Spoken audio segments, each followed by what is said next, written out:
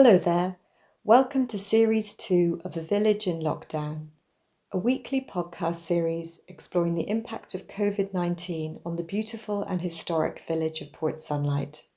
My name is Catherine Lynch, and I'm the Director of Heritage for Port Sunlight Village Trust. In Series 1, we explored the impact of lockdown on different aspects of life in Port Sunlight. We've taken a break for a few weeks and are now back with Series 2, which documents the village's recovery. You'll get to meet more of my Port Sunlight colleagues with exclusive behind-the-scenes access, find out about the safety measures that are being put in place to protect people, hear about the progress we are making with some important projects, and learn how emergency grant funding is supporting our recovery plans. I do hope you enjoy the series, and as always, we'd love to hear from you.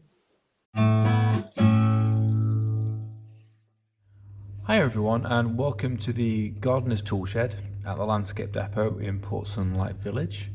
My name is Liam and I'm the Landscape Supervisor for Port Sunlight Village Trust.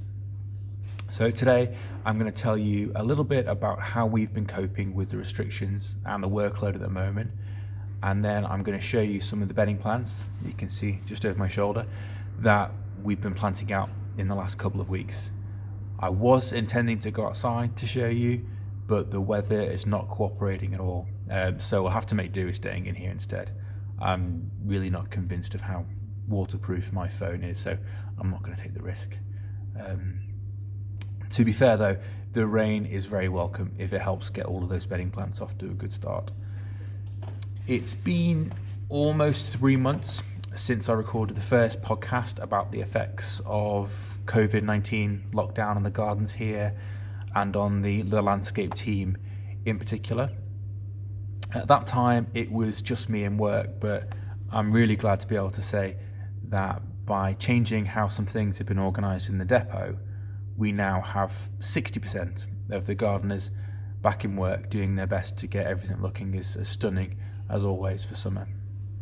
So we're still a long way from full strength and there is a big backlog of work to be done, but the guys are doing a fantastic job getting through it in almost 90-degree heat some days to torrential flooding rains and gale force winds on the other. There have been really trying conditions and a lot of work to be done, and the guys are doing a fantastic job so far. So in order to get everyone back in work safely, we've had to make some changes to the way we work in the same way that every other workplace has had to make changes to make themselves safe. So that means making sure that we maintain proper social distancing at all times, so 2 meters apart whilst we're working. In our case, that often means working alone is the easiest way to do that.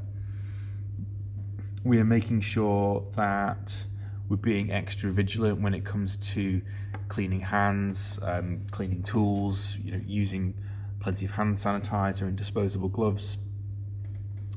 And one of the main ones has been trying to avoid any congestion or grouping in the depot. So you can see here, this space here is really large, but the area where the canteen and toilets and cloakroom are is much, much smaller. This depot was designed for 10, 11 gardeners in normal times, so to suddenly have to keep 2 meters apart, it's really, really difficult to make that work well. So the main way that we've done that is by staggering start, finish, and break times for all the guys. So at no point in the day should they all be here at the same time, and that's working pretty well and pretty smoothly at the moment. So the hope is that we learn from that and we can slowly bring back all the rest of the gardeners so that we can get back to full strength as soon as possible, really. Since bringing the first gardeners back from furlough, the thing we prioritised was getting the grass cutting back under control, particularly all of the lawns in front of the residential properties, so right in front of people's front doors.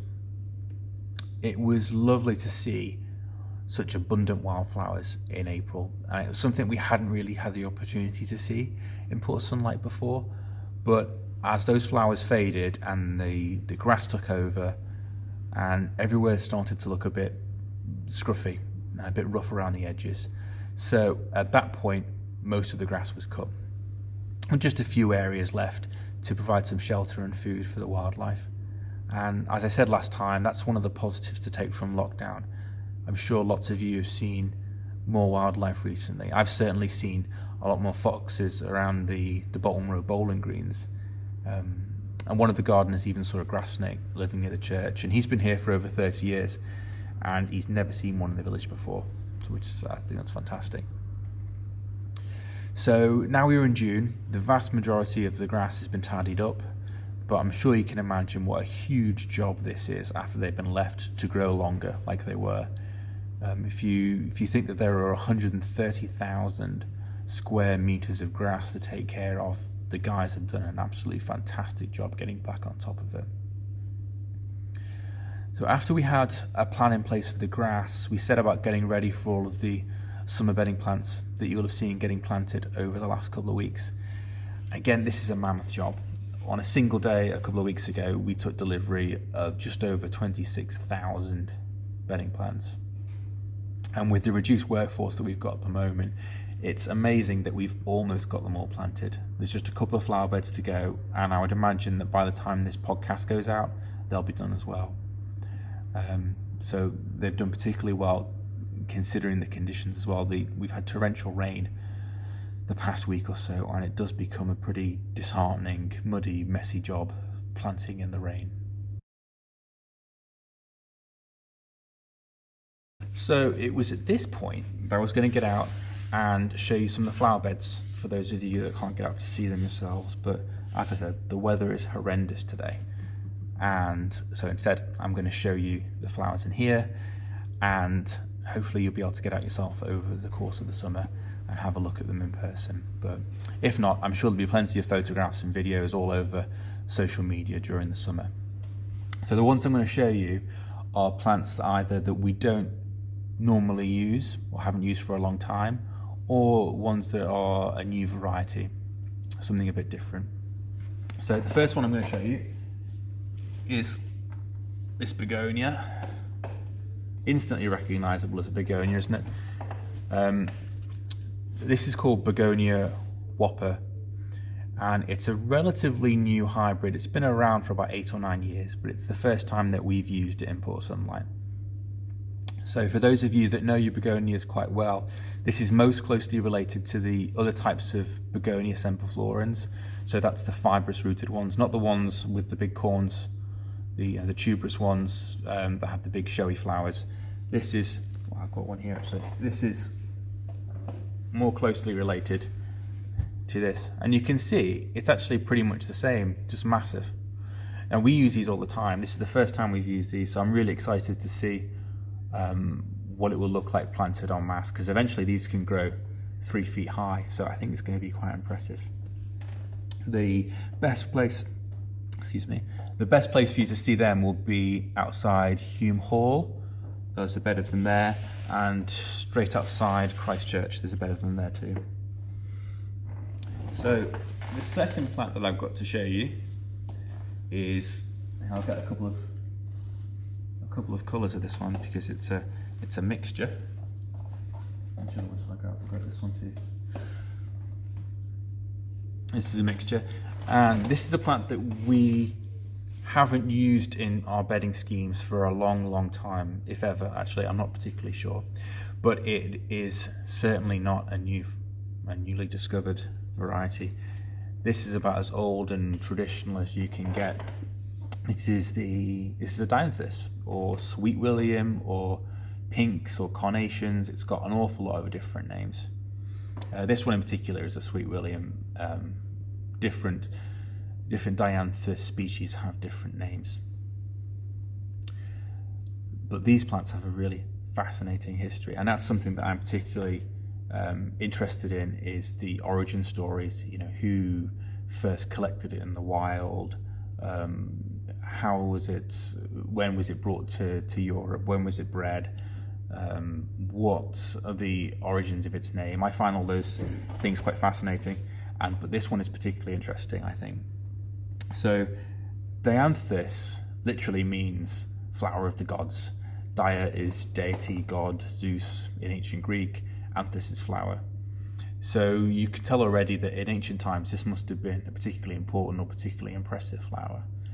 But the myth or legend that really stands out for me is this Roman story of Diana, she was the Roman goddess of the hunt. And she was out in the woods, out in the wild, and she met a guy out there who was hunting as well. And she was rather taken with him, but he was not interested whatsoever. He turned her down. And in her fury, she ripped out his eyes, scattered them on the floor, and where his eyes fell, up popped the first Dianthus.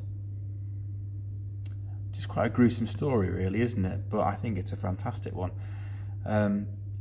The other thing that's quite an interesting fact about these, I suppose, is many of you will know these as pinks. I don't have a particularly pink variety, that's more of a purple, isn't it? But they're commonly known, one of the common names actually is pinks.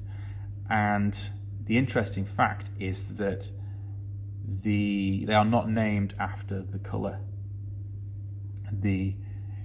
It's the other way around. The colour is named after the plant, which seems a bit odd, doesn't it? It seems a bit weird. But they were first called pinks in the 15th century because if you can see, if I can get this close enough, if you can see the sort of frilled edges, they look like they've been cut with pinking shears. The scissors with a serrated edge that leaves a sort of zigzag pattern. They look like they've been cut with that. And so in the 15th century, the flowers became known as pinks. And the flowers became so popular and so common and so synonymous with the colour, that light red colour, that the colour became known as pink. Which is fantastic, really. It shows you the importance of plants and gardening in development of culture. So looking forward, we've got quite a lot to catch up on still. I think the major jobs that are still ahead of us, once the bedding plants are in, will be getting on top of the grass edges again. That's a big job. We need to weed all of the rose beds again. That's a particularly difficult job. For any of the gardeners out there, you know how easily weeds can get on top of you, and with reduced staff, it is something that's been a problem for us.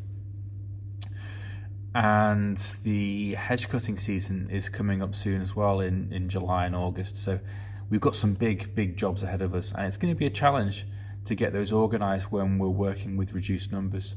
But I'm sure it's something that we'll be able to overcome. As I say, the guys have done an incredible job so far, and I'm sure that will continue. And I'm sure for any of you that are able to go for a walk around the village this summer, you'll be able to appreciate the effort that goes into all of those flower displays, the effort that goes into keeping on top of the rose beds, and the sheer volume of grass that has to be cut.